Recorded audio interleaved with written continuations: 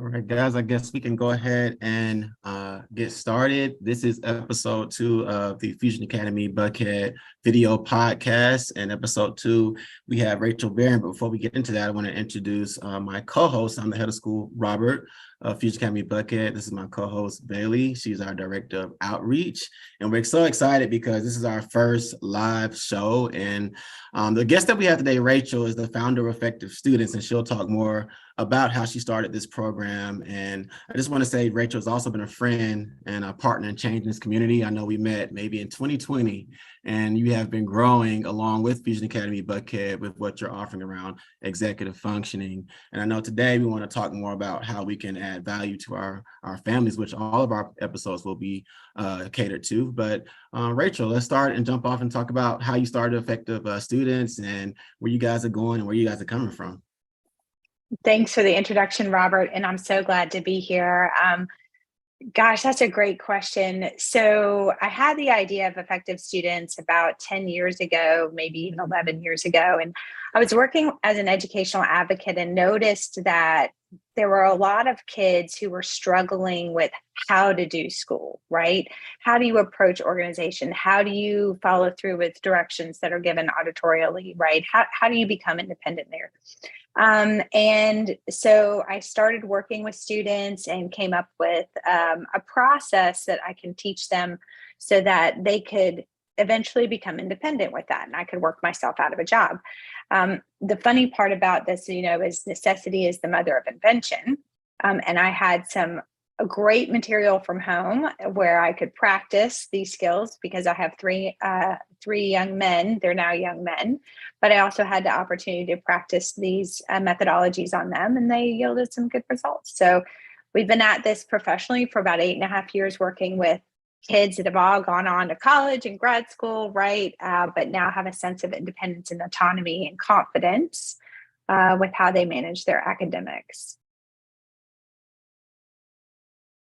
Thank you. All right. Wonderful. Robert, thank you earlier for the introduction. Again, I'm Bailey. I'm the Director of Outreach for Fusion Buckhead. I just want to say what a pleasure it has been to come on board with two like-minded individuals that are just so involved in the community to kind of just make this a better space for our parents and our kids. And I know we talk about this piece of executive functioning all the time. I know since COVID, it's really been a hot topic. So I'd love to kind of know the difference between executive dysfunction versus procrastination in our children. That's a really good question. And I'd like to kind of take a step back and talk about what is executive functioning first, right? Because some people have heard of executive dysfunction, some people hear executive functions. So let's just kind of call a spade a spade. What are we talking about?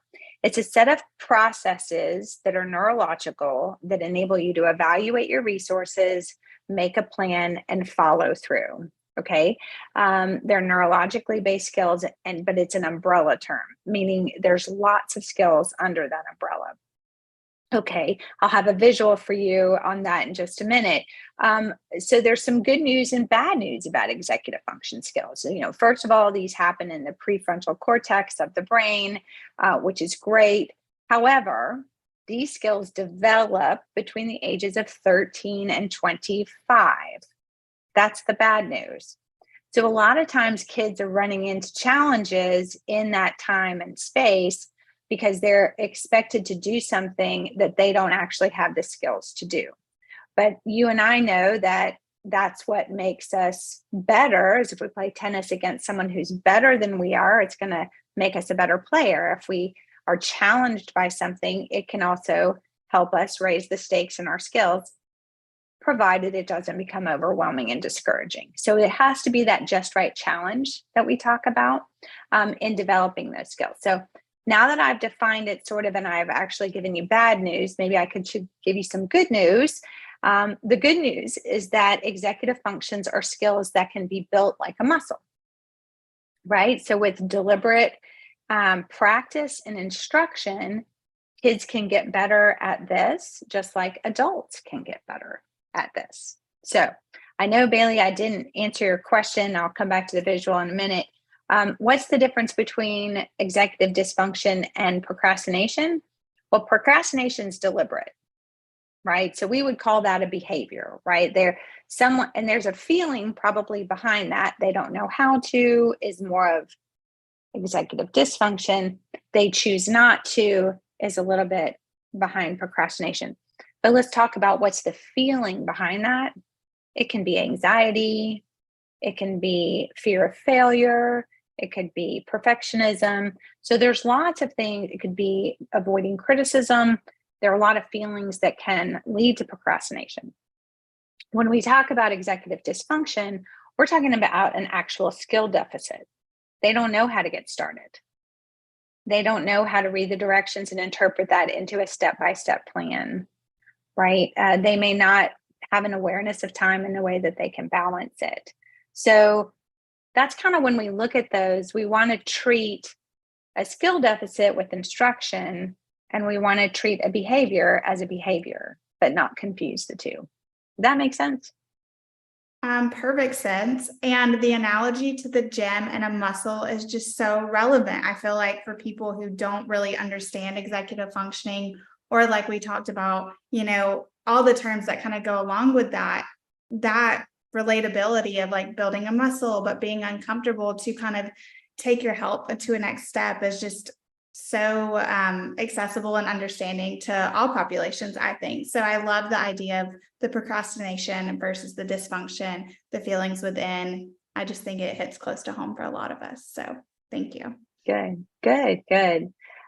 We like to group executive functioning skills into two categories because there's such a broad set of skills. So I don't know if you're open, but I would love to share a slide just for everyone to kind of have a look, and we can see what that looks like just for a minute. So we just categorize executive functions into two groups.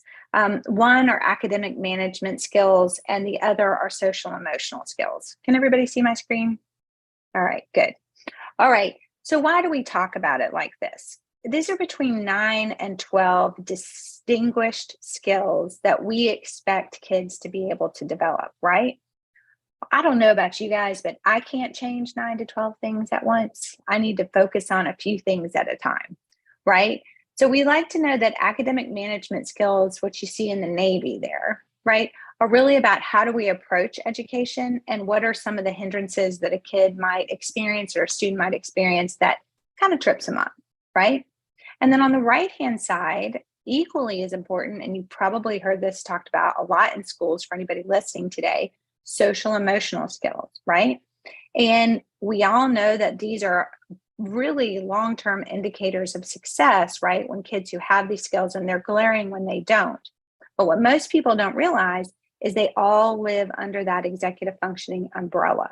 So it's always when someone says, my kid needs this executive functioning help, sometimes, or if your student has been recommended for that by a therapist or a psychologist or even the school, kind of think about what are the skill deficits that we're looking for and what do we really want the student to develop for them to be successful.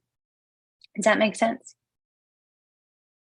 Yes, that makes so much sense. We can, that umbrella, when we talk about procrastination, when we go home, how do we help improve time management at home? And why do students need a picture to plan when it comes to time management at home? Mm-hmm. Right, exactly. Well, I don't know if you guys probably aren't as old as I am, but I grew up on Charlie Brown. And if you all remember Charlie Brown, what did the teacher sound like when she was talking in Charlie Brown? Does everybody remember? Wah, wah, wah, wah, wah, right? So when we talk to kids as parents, right, and I have a lot of material to learn from, mostly from my own mistakes, I'll be honest. I would talk and talk and talk, and my kids would start to say, "You're overwhelming me," but they didn't say that verbally. They said that behaviorally, right? So what I found was the more I talked, the less they listened. But if I used a picture to explain what I was talking about, and I gave them some control over moving their time around within a certain set, their tasks around within a certain time restriction, they felt in control. It was emotionally a neutral opportunity, and it wasn't a back and forth argument. We were collectively solving a problem of fitting so many tasks within a certain amount of time and it wasn't what somebody was or wasn't doing, and there was a lot less finger pointing. Thank you. Love that Charlie Brown example. Thank you. I know we talk about all the feelings we feel internally, right? Like we talk about, I think the term you just used was emotionally neutral, right? So I think that a common topic nowadays, especially when we're dealing with our kids who have kind of endured so much in these past few years, is that regulation piece. So I'd love, from your perspective as the professional that you are, can you kind of give us your definition of emotional regulation? There are a lot of people out there who can define it. They're far more qualified than I am. So, and I would start with a lot of people who study this. Google will actually give you a great definition. When I talk to kids, and I talk to a lot of kids, I say emotional control or emotional regulation is remaining chill when things are not chill, right? And it just doesn't get any easier than that. It doesn't have to be that complex. So when we think about emotional control and what we want our kids to exhibit, right? I can't tell you how many times I've caught myself yelling, "Calm down." And the irony of that is, emotional control, nobody's ever really learning when that amygdala is triggered with an argument or tensions are high. I mean, if you have kids, maybe you've never had that experience, but most of the people I talk to, tensions are high. How do we, as parents, find a way to regulate ourselves and come back to being calm and objective so that we can have calmer and more objective types of conversations with our kids while still acknowledging how they might be feeling if they messed up or forgot an assignment or got a bad grade on a test, right? And how can we create a learning opportunity from that where their brains are really neurologically available? I love that. I think it's so valuable, right? When you talk about it from a child perspective, but also a parent perspective, right? Because we all are humans too. We're all kind of experiencing these experiences from our perspective for the first time. And so I think it's so essential as parents, which I know are most of our viewers right now, to really understand that it's okay. And it's okay to have to practice that regulation for yourself so that you can be the best version of yourself for your child. And as we talk about that, sorry, do you want to go ahead? Well, I would just mention, you always have to think about put your oxygen mask on first, right? They always tell you to do that on the airplane. How many times if you're watching a video or a person? And I'm like, yeah. No, I wouldn't. I'd always take care of my kids. And one time I was talking to someone, she said, well, what do you do for you? And I was so busy trying to keep up with all my people and what they did. I wasn't doing anything for me. And that made me unavailable to have margin and emotional margin for them. So when you think about me as an adult, what can I control? I really just can control me. Right. And so if I do that, I'm also leading by example. That might be people who follow me, my littles, can also just control themselves too. So just wanted to piggyback on put your oxygen mask on first. It's okay to do that. Right. I love that analogy. I think obviously it's kind of hard to relate to unless you're in like the height of things, right? Where you really do have to kind of take care of yourself, because there's nothing worse than two emotionally dysregulated people together at the same time. There's not much getting done at all. Adding fire. I've been there. Right. But I do love this topic, and I think it's so valuable. So I'd love to kind of learn from your perspective as you practice emotional control within your clients. How does that help kids kind of get things done in terms of organization and planning? Do you feel like they have more of a clear mind if their emotions are intact, or what does that look like from your perspective? Yeah, that's so important. A lot of times kids come to us and we have to be what I call relatable, right? So relatable means that I've actually can share with a kid where I failed. Now that's like a big shocker to them, because most adults don't go around saying, hey, I messed up here, and hey, I did this. And we use a pretty good dose of humor to do that. Humor, as you know, if you laugh, it actually releases endorphins in your brain, which can remove some of the cortisol in your brain, where kids can become available for learning, right? So they're in an emotional place where that can be available. I also tell kids, I'm not worried about your grades. I'm just teaching you a process. You can handle all of that. So I'm sharing with them already that I have confidence in their ability to do that. So one of the hardest things I think I've had to learn, just because I didn't grow up with this, is how to be an emotional leader. And believe it or not, these little buddies, they come along. You laugh, they laugh. You make a joke, they make a joke, right? They realize it's not about being perfect. It's about learning. It makes you relatable and followable. And then when things get hot, we can give them some coping strategies. Like, maybe I need to step away so I don't get in trouble, right, for saying something. Or maybe I need to take a deep breath and count to 10 and exhale. Or maybe we need to practice 4-7-8 breathing, right? We do that with some of our kids, and do that 4-7-8 breathing, just to give them some additional skills and tools to realize that it's okay to get upset. And there's sometimes a difference between being upset and being emotionally dysregulated. And then you might need to just step back. Great advice. And so I hate to play devil's advocate here. What if those options don't work for a kid? And I have a 14-year-old, and this big thing of them being stuck in their own ways. How do we help kids that are like this and have them start practicing what we call flexible thinking? Right. Flexible thinking is so important. And I think when we were growing up, I mean, always people talk like that, most of the time we were left to our own devices to figure it out. Right. And every time we figured it out, right. And we as parents are often, if we see our kid either making a mistake or not getting it right, the temptation to jump in and fix it for them or give that instruction right down. This is how you do that. Right. I had a mom in the other day who was telling her kid exactly when he should go to tutorial instead of letting him figure that out. Right. So when we over instruct, we can paralyze a kid from being able to solve their own problem, right? And think that through. So let's say we're kind of in that scenario. The most important thing is to ask questions instead of give direction.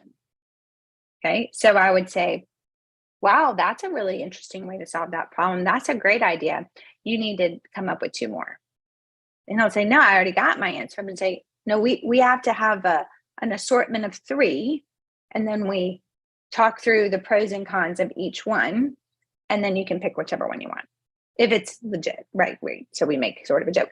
And starting to even create the understanding that it's okay to have an idea, but not have that be a fait accompli or like the idea.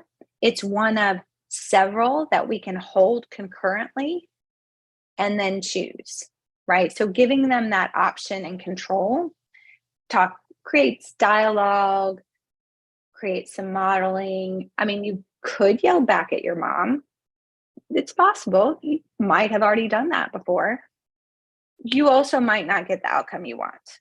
What are some other choices we could make, right? So we really kind of break it down like that. It's very hard to do that as a parent when you're the target of the direction, right? Hey, you sound upset. I totally get it. You probably don't want advice from me.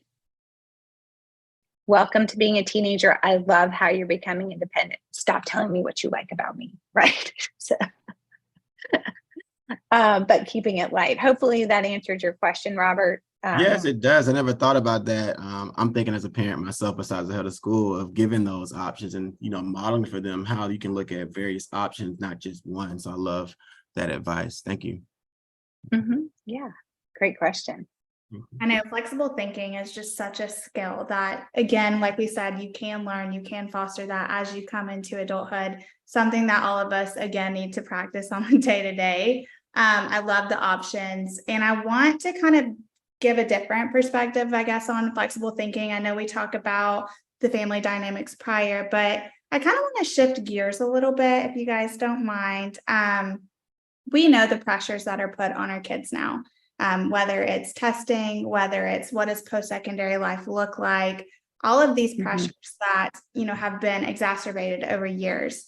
And I just want to kind of know, to add on to the flexibility of thinking phase, of what the secret is to kind of teaching kids to absorb their learning for the love of learning rather than just achieving the answers on a test, right? I think these kids these days have been so engraved that, that their worth has been, is given from doing well in a test or receiving an A in class or all the other things that necessarily aren't them in themselves. So I'd love to kind of talk about kind of that mindset shift as we talk about the academic side of things. Yeah, I think kids are very performance driven, right? And I think there's a lot of causes for that. It's because they've been measured, and parents become anxious about, are my kids going to become successful? Kids have become successful for a long, like years and hundreds and thousands of years. Kids have figured out how to become successful, right? So how do you instill the love of learning? It's not just the love of learning. I think it's also the love of risk taking, right? So I'm going to start with modeling, right? Are we learning? What are you doing, Mom? I'm reading the book. Why would you do that? Because I'm reading this really good book called Atomic Habits, right? Or Tipping Point, or Outliers, or why? Because I want to know how change happens in the world and in myself, right? So we talk about it, we read it. My boys also have dyslexia, so they're kind of like not super excited about reading. So that's why we have audiobooks and things like that. But that's the beauty of technology today, is that you don't have to sit and read. But what am I doing to challenge myself? What am I doing to learn, right? And then we can't have this conversation about the love of learning if we can't talk about my absolute biggest girl crush, Sarah Blakely. Okay, so major big girl crush on her. But the story that I heard, and I could be wrong, which was when she came home every day, her dad said, "Where did you fail?" Not as a finger wagging exercise, but more of, where did you learn from it? I love the fact you're putting yourself out there. I love the fact that you're trying. I love the fact that you're persevering. So one of the measures that we have with kids when they do their self-evaluation is, do you think you have academic grit? Now, it's so funny about the ones who read it, do you think you have an academic gift? So that always is a curious response. That tells you that they're going a bit too fast. So it gives you some instructional opportunities there. But what is grit? I mean, grit is the ability to persevere when things are difficult, right? So I understand that history is really, really hard, right? And there's language and concepts and predictions and, repetition of motifs that happen, right? It's not factual like math. It's not concrete. It's different. It feels different, right? I wonder what this is doing to push your brain, and what are you going to do to tackle this? Let's try 6 different things and see what works. It's an experiment. So to be excited about that with them, starting in a young age, really can help them gamify any challenge, because you know how much kids like games, right? We gamify the challenge. And it's really about helping them bet on themselves and be willing to persevere, because they're going to grow up, and one day they may have a job, and they may have a task in that job that they don't like, right? Yeah. And it's okay not to like it, and it's okay to accept that, and it's okay to learn how to do that, and then also balance it with the stuff that you do like.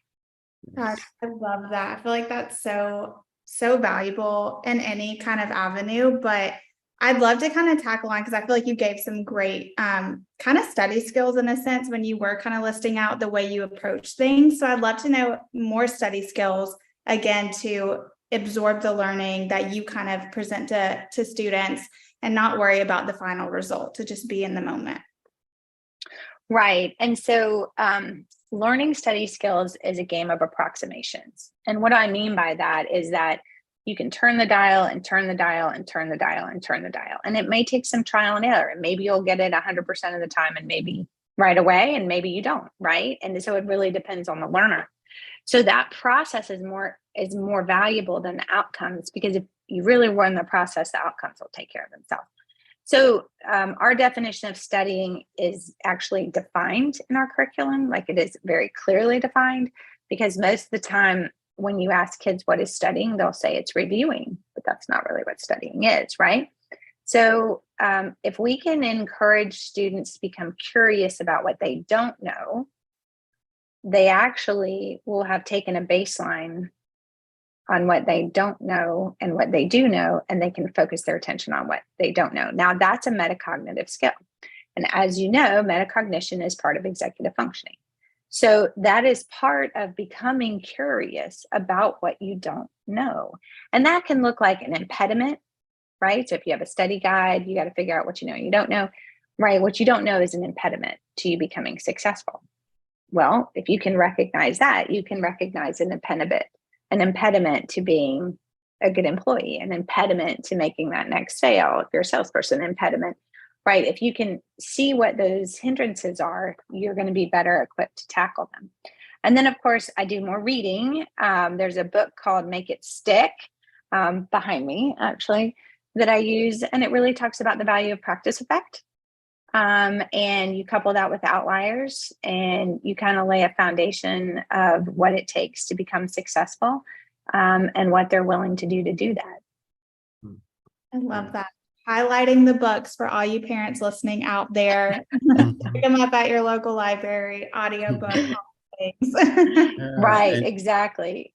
and speaking to our parents that are watching in our chat on YouTube Live, you can put any question at any time. We will answer any questions towards the end of this event. So feel free to write any question that you may have. And I want to kind of stick here a little bit when we talk about, letting our kids take on things on their own. And you wrote a blog, and the title was Let Them Fail versus Snowplow Parenting, aka helicopter parenting as well. Is there any middle ground with that, especially right now as we, teen mental health to me is the next pandemic that we're moving in. How do we find that balance of just let them fail our snowplow parenting? Right. That's a great question, because schools, parents have become so anxious about their kids failing that and me included, right? We've over inserted ourselves in doing for and removing obstacles.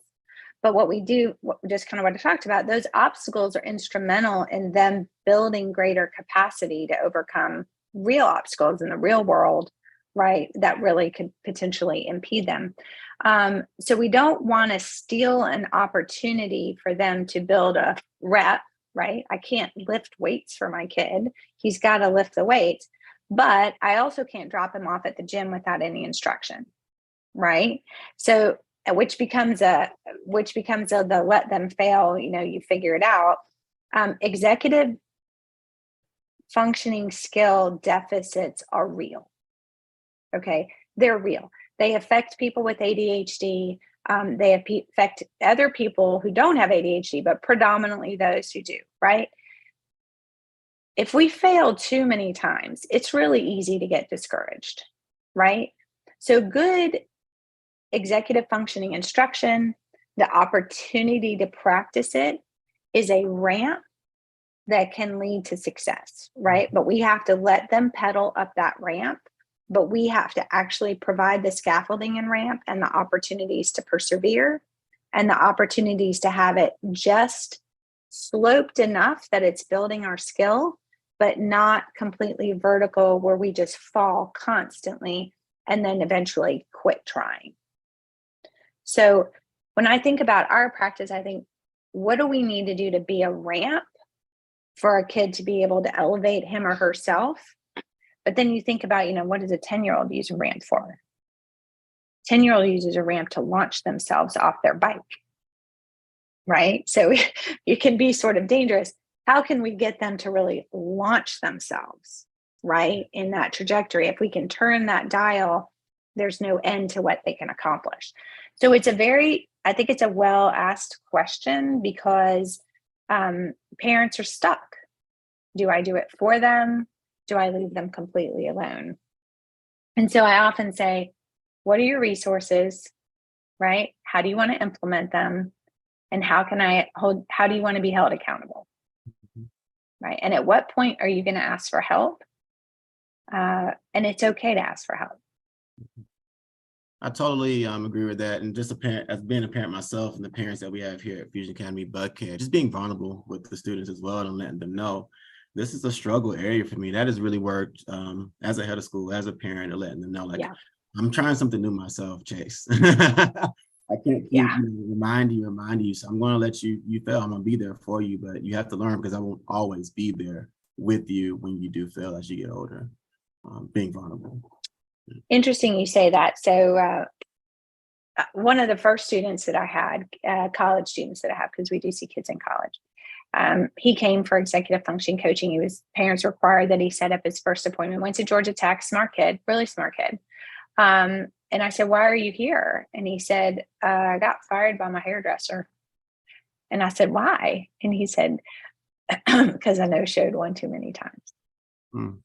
So just today, I had a kid who no-showed one too many times.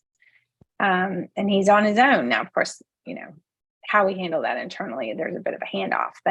But sometimes they have to learn by experience. Just like I'm an experiential learner, we have the capability as adults to create experiences for our kids to learn and control the environment in which that can happen, which will foster their learning. So it's okay. If we can set somebody once said, little mini traps, right? The little mini stumbles, when they get out into the world, the world's not going to be as forgiving as we are, and encouraging as we are. Totally agree. Thank you, Rachel. That's such valuable advice. I feel like I often communicate with parents, those that, maybe are enrolled at Fusion or that are thinking about being enrolled at Fusion, that often feel like they may have snowplowed too hard, right? And now they're kind of stuck in their ways and they don't know how to go back. And so I love that your advice can also be relevant to them, and really just the small mousetraps and the small little steps of work to help unravel and go back and digress in that way. So I'm going to go back to I'm going to lead us to our final structured kind of question that we had for you. So how can parents become an executive parent by modeling certain skills at home and beyond? Yeah, that's so critical. It's a little bit like put your oxygen mask on first, right? So if we want to teach organization, we have to become organized. When kids see their environment, it's really beneficial. If you read Atomic Habits, you can control the environment, decrease the clutter, simplify, right? So that's really can create some peace and order, and actually can have a very positive impact on ourselves too. If we want them to be better time managers, we got to work on that too, and being humble. I cannot tell you how many times I left my kid across Atlanta and forgot to pick him up. And that's happened to at least 2 out of 3 of them. And I was kind of a repeat offender there. And I realized I had a time management problem, right? Not that I didn't love my kids, but I just wasn't using time and tasks and a tool to help me keep up. So we want to do that, and then create space and time to talk about it and work on these skills, right? So simple thing, have a family calendar up on the refrigerator. I got the Walmart desk calendar, put it up there, coded every one of us, gave them a visual support. Why? It's neutral, and we're all planning together as a family. So we can control, what can we control at home? We can control ourselves. We can control the tone and the environment, right? We can control the emotional environment in ourselves and to them to a degree. And we can control what resources we provide for them, and kind of how we do things culturally and to keep track of our obligations and our fun. So I think when we think about how do we do that, is continue to be a learner and get better, right? Even though I do this, I see opportunities for myself every day in my job and as a parent and as a wife. How do I do these things so that I can better impact my community where I volunteer, right? But also with my close family, right? So I can positively impact them too. I love that. Thank you so much for sharing with us. I know that we're kind of reaching the end where we're going to take some questions from our audience. And so Leslie Goodman asked, she is our beloved executive and functioning coach at our school at Fusion Academy Buckhead. She's wonderful, but she asked, how do you handle situations where students feel like their parents do not see their growth? Right. I love that. So we all have the ability, adults and kids alike, to build good habits and bad habits. And when parents are concerned, it's really easy to fall into the bad habit of only looking at the negative, right? So we do some parent ed, and we do structured conversations of what the parents can and cannot say in a structured conversation. Okay. So we do a little bit of private coaching and say, okay, here's what we're going to reframe how you're going to communicate with your student about school. We know how you've done it in the past isn't working. We feel you. We've been there. I've been there. So I'm going to give you some coaching about how to have this conversation. And it's limited to 15 minutes. So I get. And so we'll control that dialogue for a while, right? So that the parent can experience something positive, and we create space for the kid to talk about him or herself and what they're working on, right? And then we do a lot of articles of, what you focus on grows. This is behavior management 101. If you focus on the positive is going to grow. If you focus on the negative is going to grow. So parents do this, I think, out of care because they want to accelerate that adjustment every time, right? Get better, get better, get better, get better. But from a kid's perspective, it doesn't feel like that, right? So I never feel like a parent does this maliciously. They do it out of care and concern of what the kid has never missed. But if we don't let Jimmy start to figure out what Jimmy missed, right? And let Jimmy redirect himself and control with some good coaching, it's going to be hard for him to want to continue to try, or for him to want to come to tell you the truth. And there will come a day, because teenagers are still teenagers, that Jimmy will need to tell you the truth. And we use that in our practice, right? And you want him to trust you with that because he's going to need to, right? And so I think we can ask parents, can you please share one or two things where you've seen growth in your student that you'd like to bring to their attention? Be really direct about it, right? Now, we have to just create that economy for it to happen enough times for the kid to actually believe that it's legitimate. But you've got to start with creating those experiences so they'd want to say, oh, this is different. Hopefully that answered the question. That was a in so many levels. We also had one more get added just now, and Andy asked, how can we explain to kids the benefits of healthy risk taking? Good question. Great. That's a great question. I think kids probably don't even know what risk taking is. They just do it. And if they have ADHD, they're probably impulsive and just do it, right? So I think there's an article on our website called Awareness is the Beginning of Learning. So the first thing we want to do is build an awareness of what is risk taking, right? So in business, calculated risk taking is important because that's how companies grow and develop, right? That's how investments are made. That's how projections are made, right?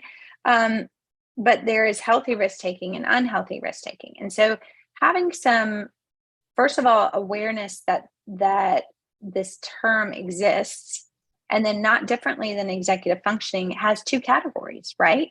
And then maybe talk about a series of scenarios that would be like, okay, is this healthy risk taking or unhealthy risk taking? And what are some of the causes and effects? So you think about executive functioning, the ability to delay gratification for an end result, because that's another component of it. Do you think that kid is thinking or watching or understands what vaping is going to do to him or her, or that additional 3 games? Or at one point, is that student addicted to that video game and not able to separate himself? And maybe putting that video up and saying, asking the person, do you think that kid has a problem, or some scenarios associated with that? So that's a good dialogue. We have one of our younger students here in the practice we're really working on observing skills with that student. She's a little bit younger, that understands risk taking, is not really that she's a younger student. So we actually practice observation skills and practice judgment skills. So, and then how can we expand the benefits of healthy risk taking? I think that it was dropped in our chat as well, right? That's a good question. I wonder what would happen if you did this and succeeded. I wonder what would happen if you did this and you didn't succeed, what you might learn from it.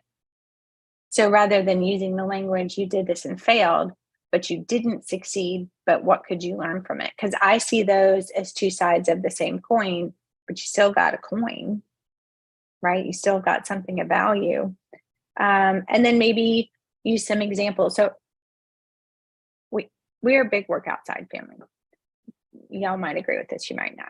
I had, and it's an all play in my family. Okay. We have big yard, many hands make light work, out we go. So when one of my kids, I'm not gonna tell you which one of my kids was very, very, very young.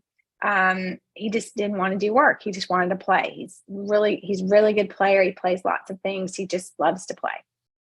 And he said, he had a job of digging out a stump for a reason. Right.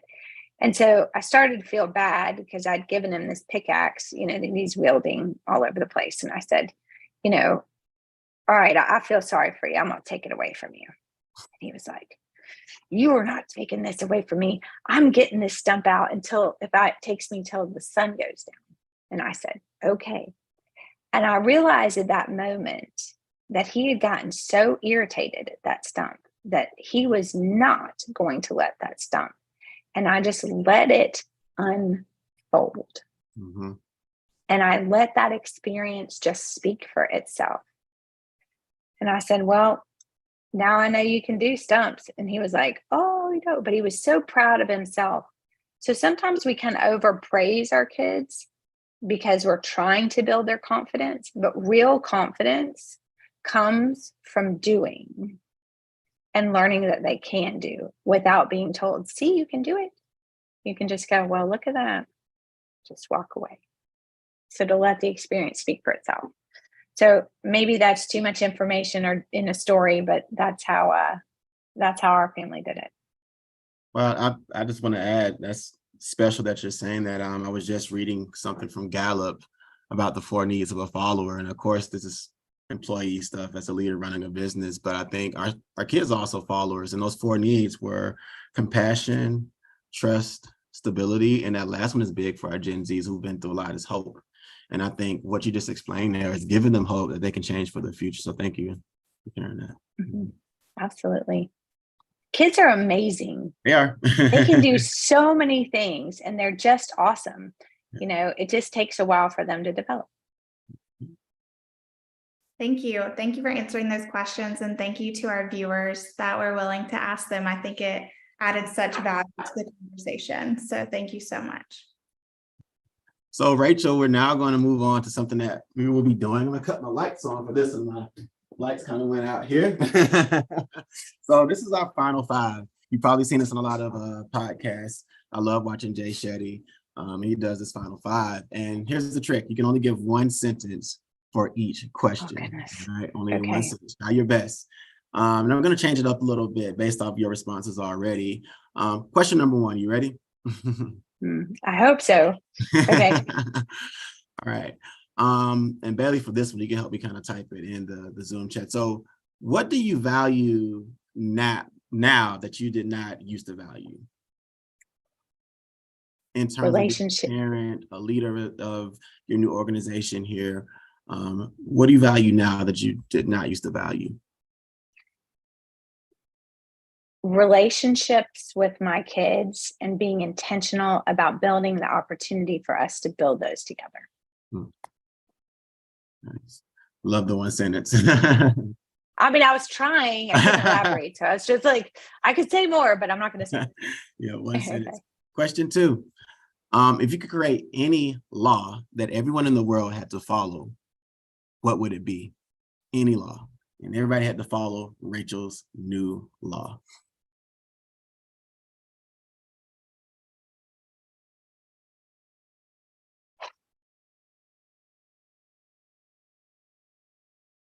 A kid should be given a free pass when they're younger for one or two mistakes. Love that. Because I'm not going to say because, I can't say because. Love that. Interpret that as you will. 3 more here. And this next question is a double question, right? What is the best advice that you've ever received?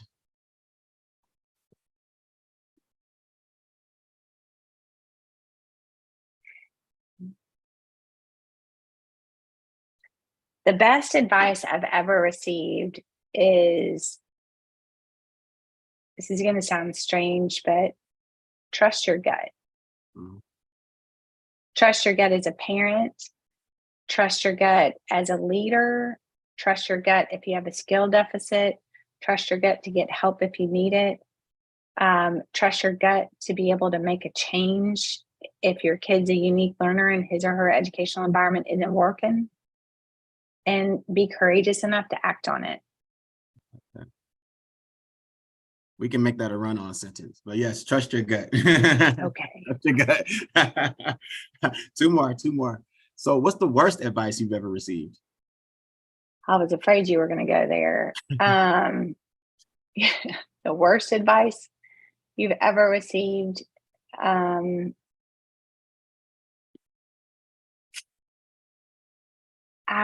That's really tough.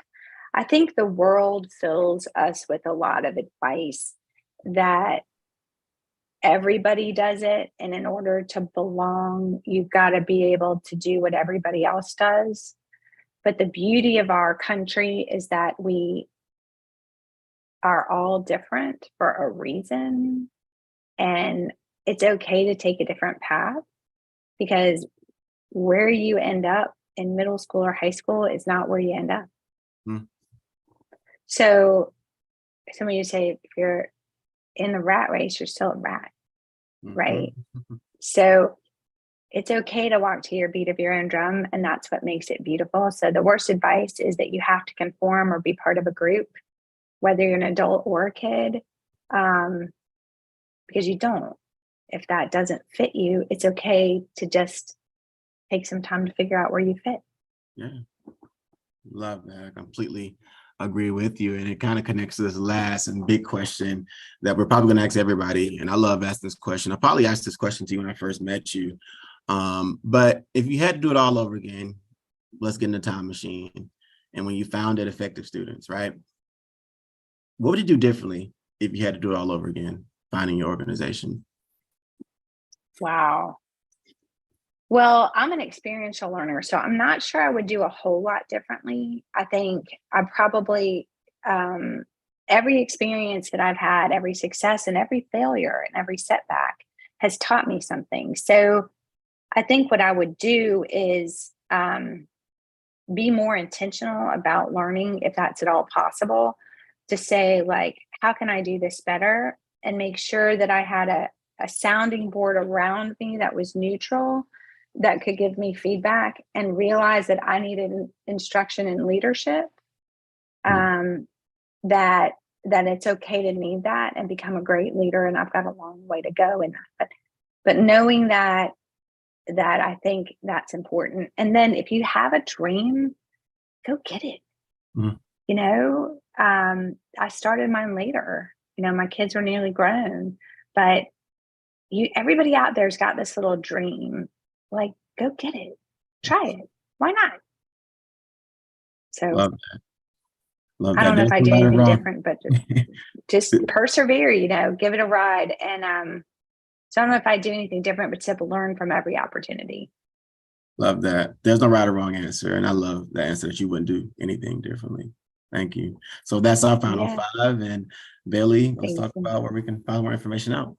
Yeah, Rachel, it's honestly been such a pleasure. I can guarantee that these 52 minutes have been the most informative, but also like personable. I just have loved every moment of this.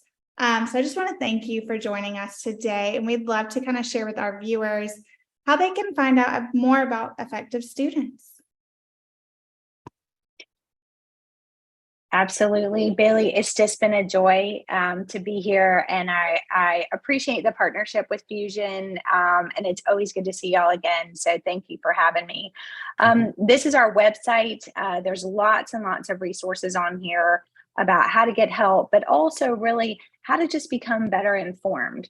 If you go to the About button, there's articles talking about procrastination versus executive dysfunction and how to build executive functioning skills in the home environment, what to expect in high school, etc. If you have some frequently asked questions, those are there as well. You can jump down to that. What are executive functioning skills? What is a coach? What should we expect? Just some light reading, and what's the difference between a coach and a tutor? Because a lot of people are like, well, does my student need a tutor or do they need a coach, right? So that's also kind of helpful. And then, because I always think laughter is the best medicine, you can go to our glossary and resources, and you'll have a little bit of fun reading there on some of our terms, like what is a snowplow parent? What is a helicopter parent? And, I learned that the hard way, but really, what are we looking for in academic independence and being right or being rigid, and comorbidity, and all of the terms that you might hear teachers or educators talk about, or even a therapist. You can dive in there and learn a little bit more about those items as well. So that's some other resources. Of course, there's always the online course that you can take if you want to help your student at home or don't have the time to be able to come in for coaching.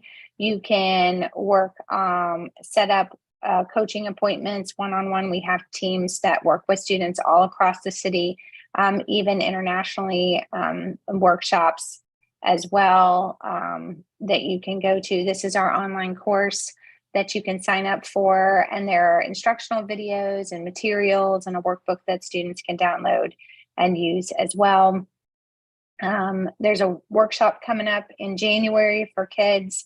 If you get your report card and find that your student needs some instruction and some teaching, and we collab with parents on that as well. So we have solutions for college students and people who specialize just in working with college students as well. So transitioning to college with ADHD is definitely another a different sort of expectation. So plenty of information there, but lots of good educational resources for parents as well. Yes.